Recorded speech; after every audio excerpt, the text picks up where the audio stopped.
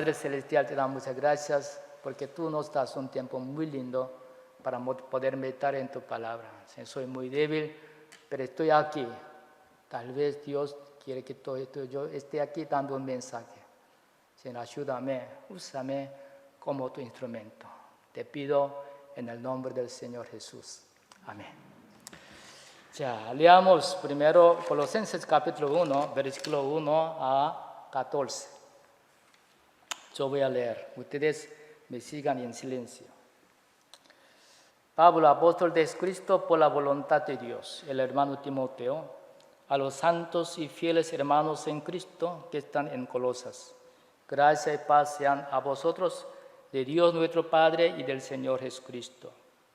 Siempre orando por vosotros, damos gracias a Dios, Padre de nuestro Señor Jesucristo, habiendo oído de vuestra fe en Cristo Jesús, del amor que tenéis a todos los santos, a causa de la esperanza que os está guardado en los cielos, de la cual ya habéis oído por la palabra verdadera del Evangelio, que ha llegado hasta vosotros así como a todo el mundo.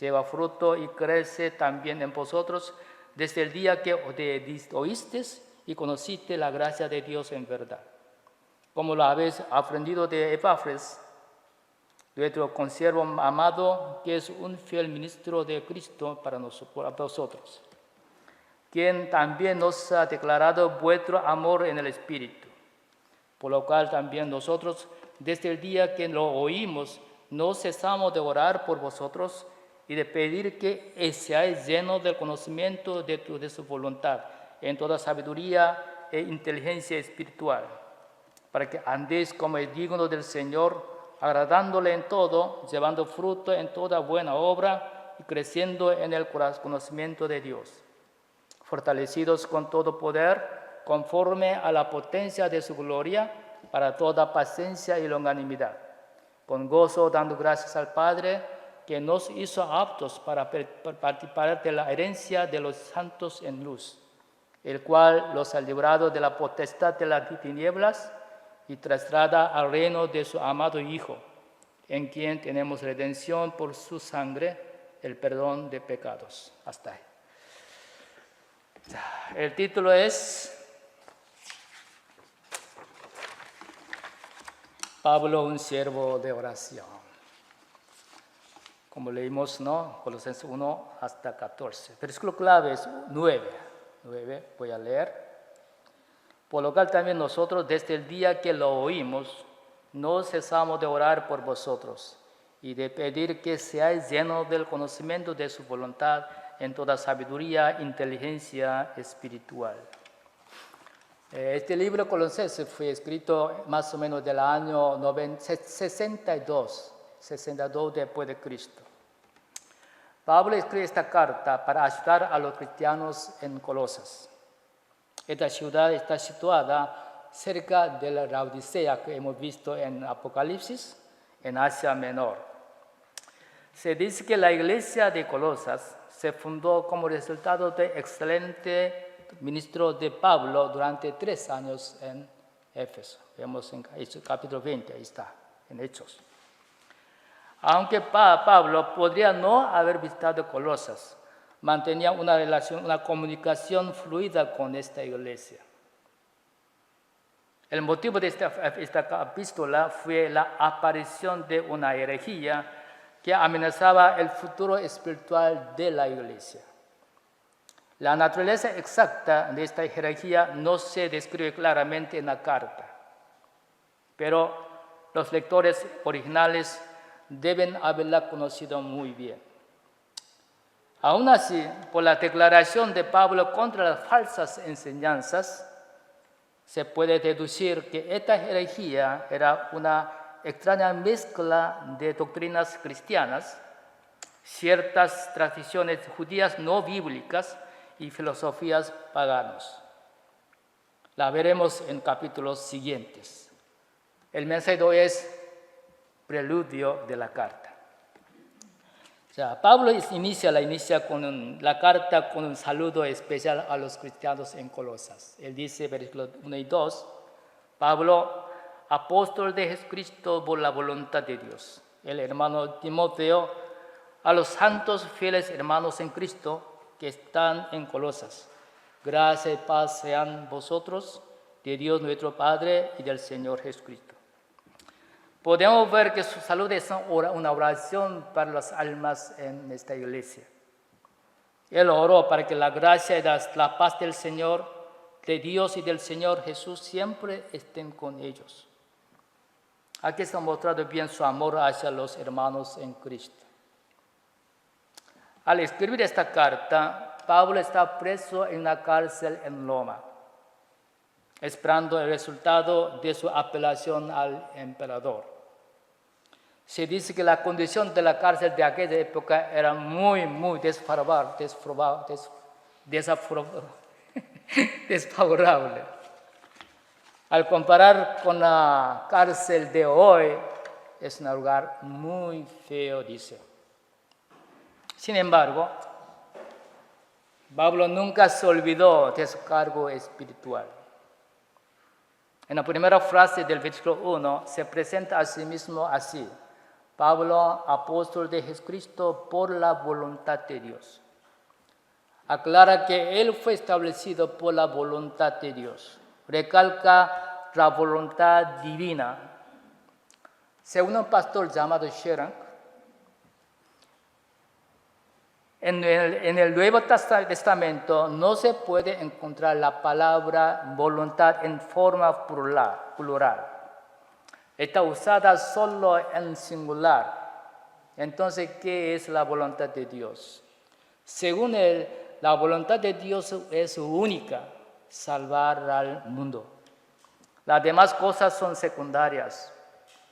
Pablo, aún en la cárcel, no se olvidó de esta voluntad de Dios. Arrodillado en un rincón de la cárcel, seguía buscando alguna manera de asegurar la salud o la salvación de sus ovejas. Aún en la densa oscuridad de la prisión, en vez de pensar en su futuro inseguro, oraba por la seguridad espiritual de sus ovejas. Las cuatro epístolas que Pablo escribió en la cárcel son la expresión de su amor hacia los hermanos en Cristo. Gracia y paz sean a vosotros de Dios nuestro Padre y del Señor Jesucristo. Oh Pablo, todos nosotros nunca debemos olvidarnos de la voluntad de Dios, quien nos amó del mundo, es salvar al mundo. Aún en la condición adversa, debemos orar por la salvación de las almas perdidas en el mundo. Los versículos 3 a 14 muestran cómo fue la oración de Pablo por los colosenses. En la primera frase del versículo 3 podemos ver su costumbre de oración. Siempre oramos por vosotros, siempre orando por vosotros. El versículo 9a también dice: por lo cual también nosotros, desde el día que lo oímos, no cesamos de orar por vosotros. En estos dos versículos podemos encontrar dos frases muy importantes que explican bien la vida de oración de Pablo. Ellos son siempre y no cesar. Él aclara que él oraba sin cesar por los cristianos de Colosenses. Como sabemos, Pablo era un excelente teólogo, un destacado maestro bíblico. Cada vez que leemos algunos libros escritos por él, nosotros quedamos totalmente maravillados ante su conocimiento inmensos y espirituales.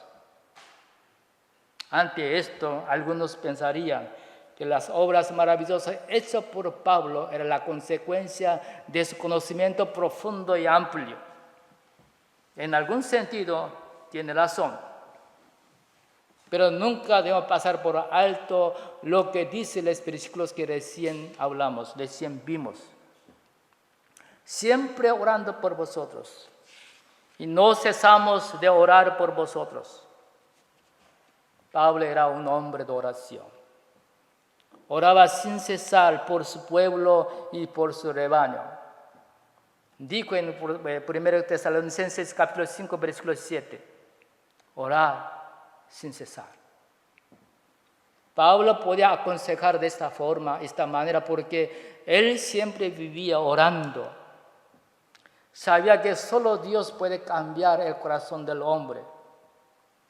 La oración es una confesión que expresa, Señor, yo no puedo, pero tú puedes. La Biblia regularmente es muy importante. Pero la palabra sin oración no tiene poder. Se queda en la cabeza sin penetrar al corazón. Qué importante es orar por el mensaje dominical y por estudio bíblico grupal y personal. Debemos luchar para seguir el buen ejemplo de Pablo, que oraba sin cesar. Yo, siendo jubilado ya, no puedo trabajar como antes, pero tomo la decisión de orar como Pablo. Lucho para poder orar sin cesar.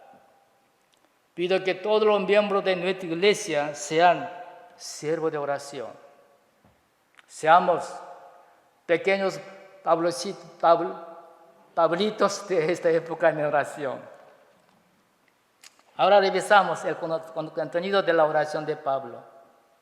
Los versículos 13b hasta 14 se pueden dividir en dos partes. La primera parte trata de su título de agradecimiento y la segunda de sus peticiones. Primera parte. Los títulos de agradecimiento de Pablo, 3b hasta 8. Yo voy a leer los versículos 3b, 4 y 5.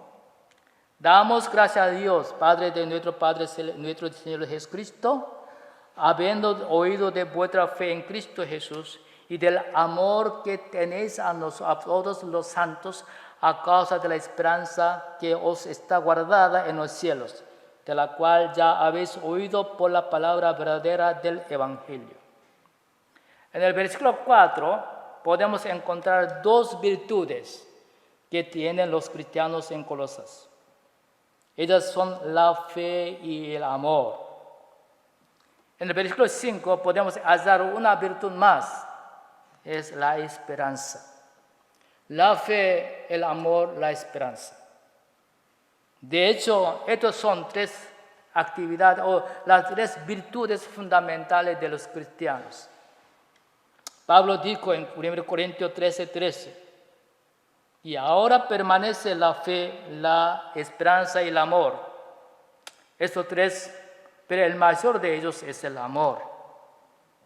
Los hermanos de la iglesia en Colosas tenían estas tres virtudes. Era una iglesia muy hermosa delante de Dios. Por esta razón, Pablo estaba dando gracias a Dios por su vida tan hermosa.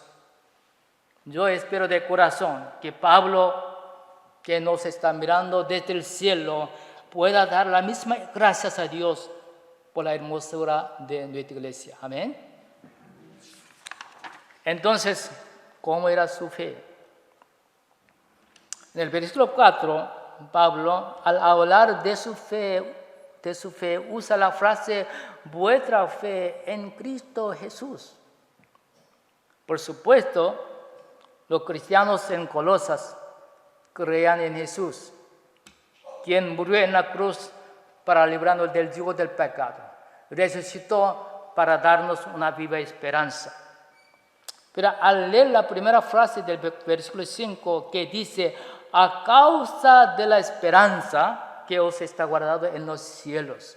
Y los versículos 12 y 13, podemos ver que su fe estaba muy vinculada con la gloria celestial, o sea, con el reino celestial de Dios. Ellos creían en la promesa de Dios en cuanto a su vida eterna en el cielo. Hebreos capítulo 11, versículo 1 define la fe así. Es pues, la fe, la certeza de lo que se espera, la convicción de lo que no se ve. En los siguientes versículos del mismo capítulo están escritos buenos ejemplos de los antepasados que alcanzaron buen testimonio por esta fe. Uno de ellos es Moisés. Hebreos 2, 11, 24 y 26 habla así sobre su fe.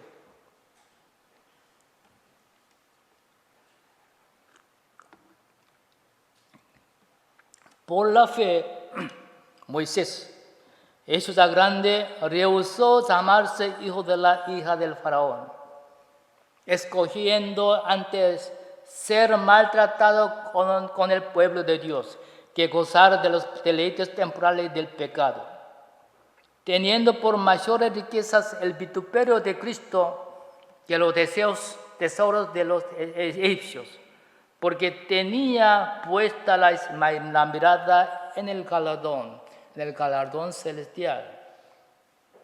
Los cristianos en Colosas también tenían esta clase de fe.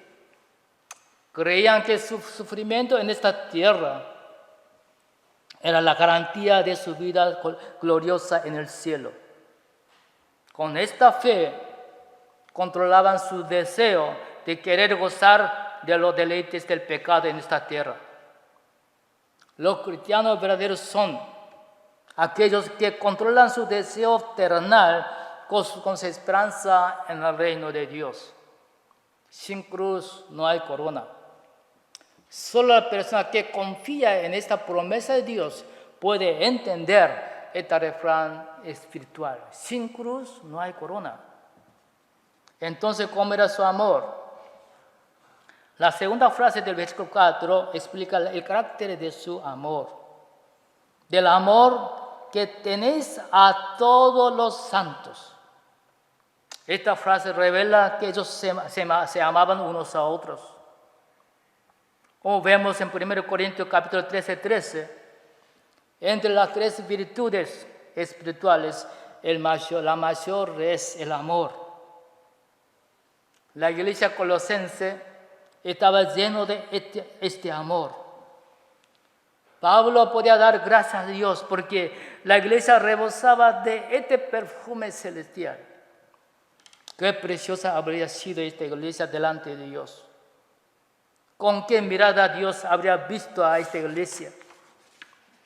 El amor verdadero es el perfume espiritual y celestial. Este amor continúa aún en el cielo. Jesús, antes de morir, dándoles el último sermón a sus discípulos, le dijo, Juan 13, 34, 35, un mandamiento nuevo os doy, que os améis unos a otros. Como yo he amado, que también os améis unos a otros.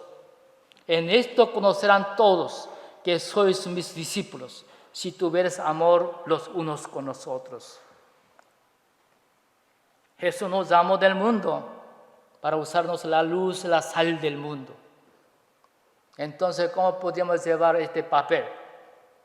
Como vemos en el versículo, en este nuevo mandamiento, por medio de amarnos unos a otros.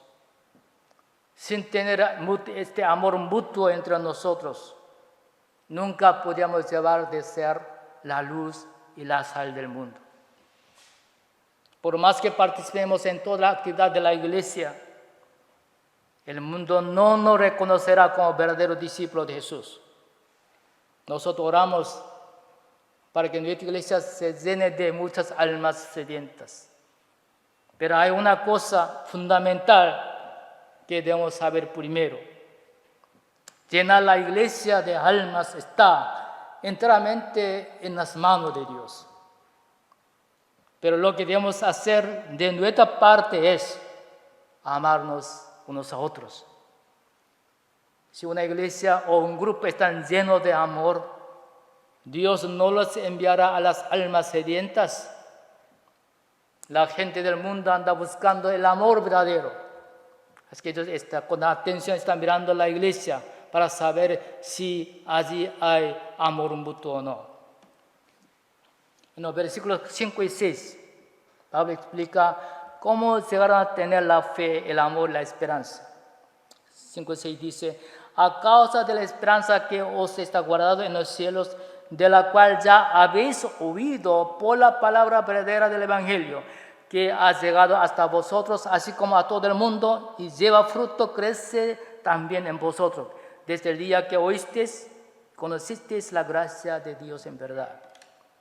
En los 2 versículos, Pablo recalca que llegaron a obtener las 3 virtudes espirituales. ¿Por qué?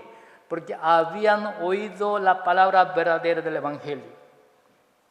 Además, estas virtudes siguieron creciendo porque la palabra sembrada en sus corazones tiene vida.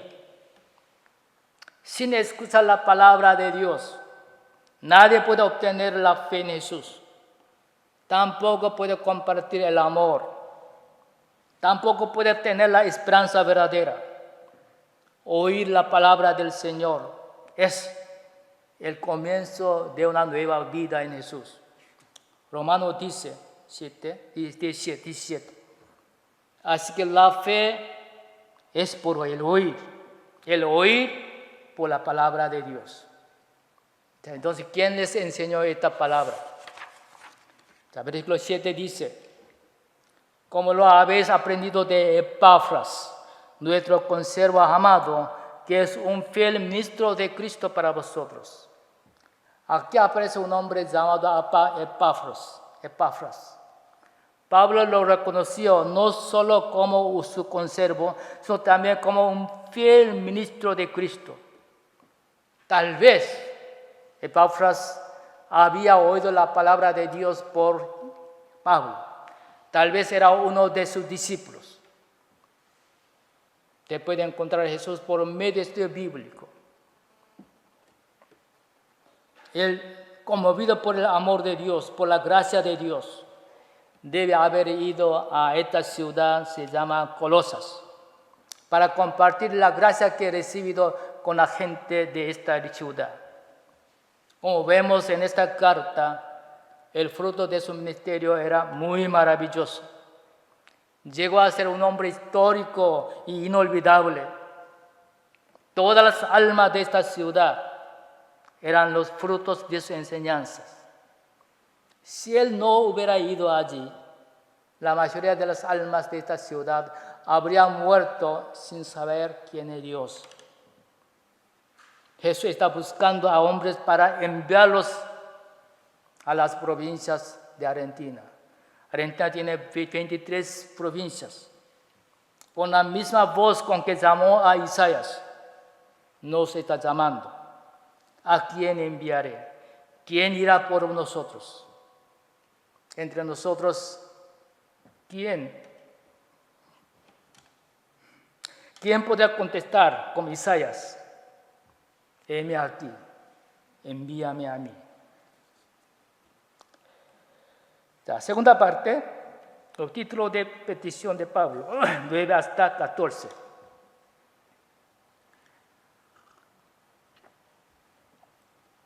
El agradecimiento de Pablo se continúa con su petición por ellos.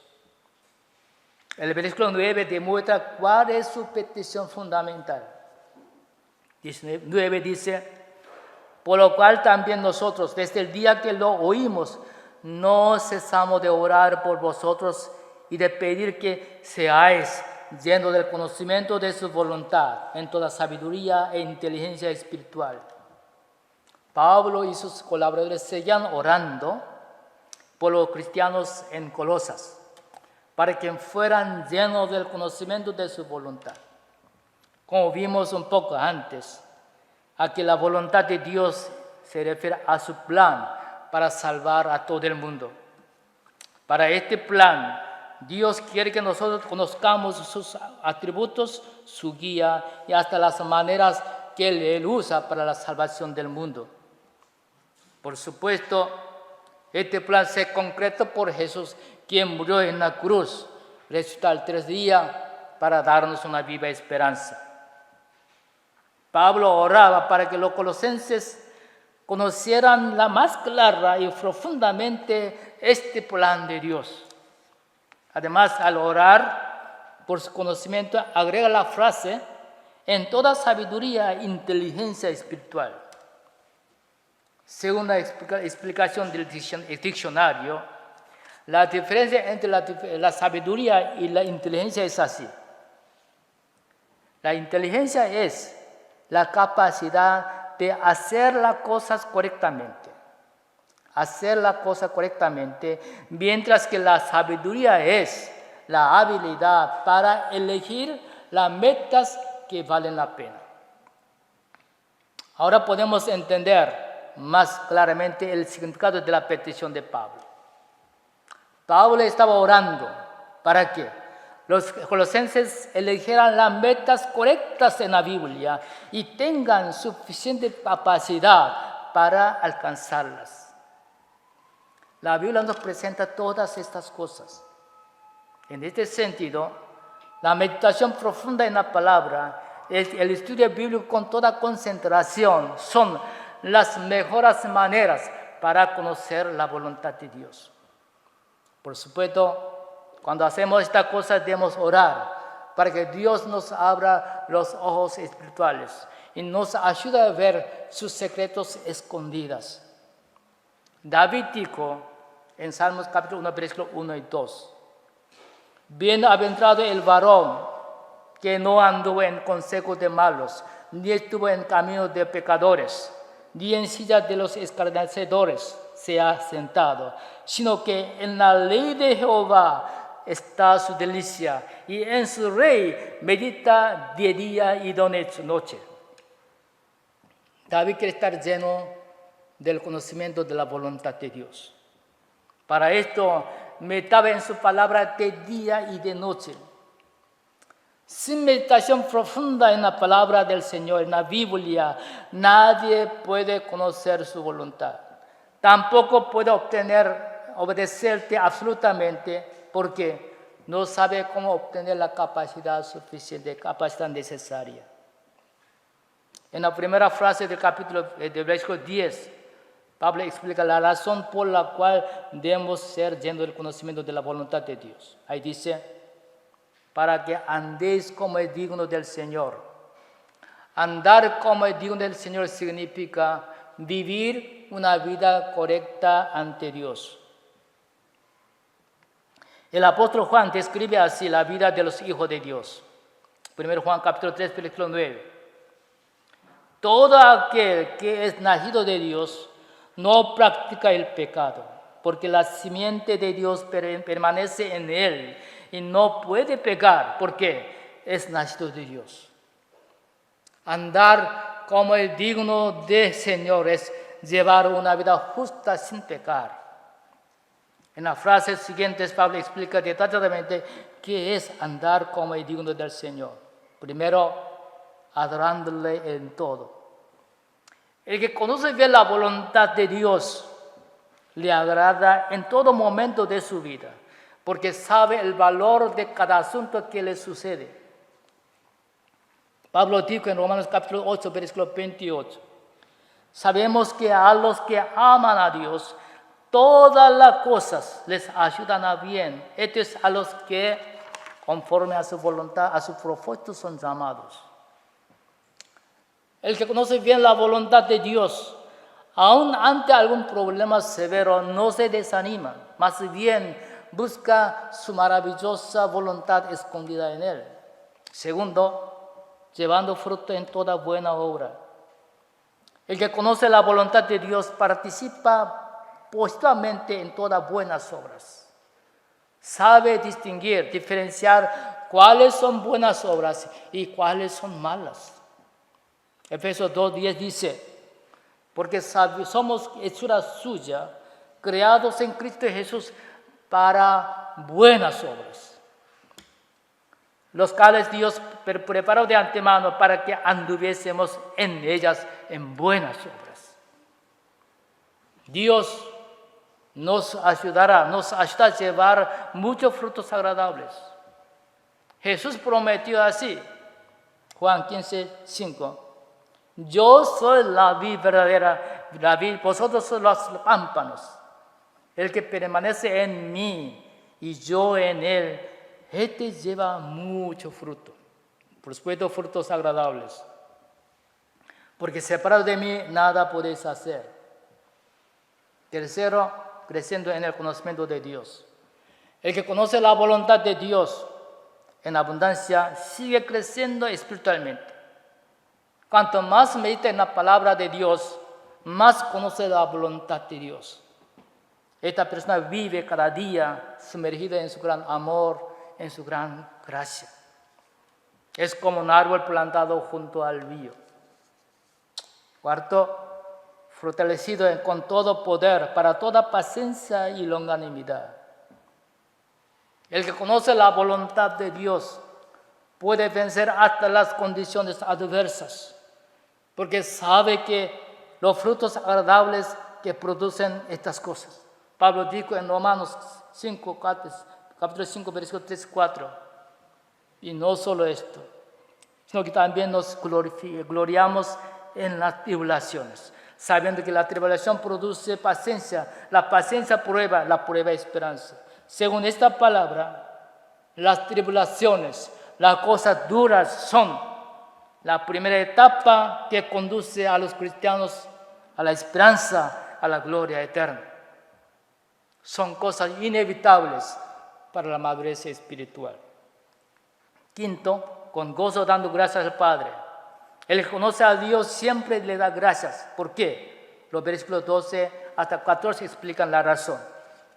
Con gozo dando gracias al Padre que nos hizo aptos para participar de la herencia de los santos en luz, el cual nos ha librado de la potestad de las tinieblas y trasladado al reino de su amado Hijo, en quien tenemos redención por su sangre, el perdón de pecados. Según estos versículos, el que conoce a Dios sabe lo que hizo para Él, para nosotros, para trasladarnos a su reino. Dios nos libró del poder de Satanás. Al mismo tiempo, nos hizo aptos para participar en la herencia celestial. Entonces, ¿qué hizo Dios para concretar esta obra? Derramó la sangre de su único Hijo para perdonar nuestros pecados. Así usó la muerte de su Hijo como el sacrificio de redención. Dios hizo todo esto por su amor unilateral hacia nosotros. El que conoce este amor siempre le da gracias con gozo. Su esperanza no está en el cielo, en la tierra, sino en el cielo, donde viviremos para siempre con Jesús, con Dios. Hasta ahora hemos visto qué tan importante es estar lleno del conocimiento de la voluntad de Dios. Entonces, ¿qué debemos hacer concretamente para esto? Debemos orar sin cesar como Pablo. Debemos orar para que todos nuestros hermanos obtengan las tres virtudes espirituales, es decir, la fe, el amor y la esperanza. Al mismo tiempo, debemos meditar en la palabra de día y de noche. Debemos aprovechar el pan diario, también el estudio bíblico, porque sin meditación profunda en la palabra es imposible conocer bien la voluntad de Dios. Seamos siervos de oración. Seamos buscadores de la voluntad de Dios. Amén. Oremos. Padre, gracias te doy porque tú nos das una enseñanza muy linda en base a esta palabra. Qué importante es orar sin cesar. Qué importante es meditar en tu palabra de día y de noche. Porque esta vida nos abre los espirituales, nos ayuda a poner nuestra esperanza en el reino de Dios. Señor, ayuda a nuestros hermanos para que no sean oidores de la palabra, sino que sean practicantes de esta palabra. Te pedimos en el nombre del Señor Jesús. Amén.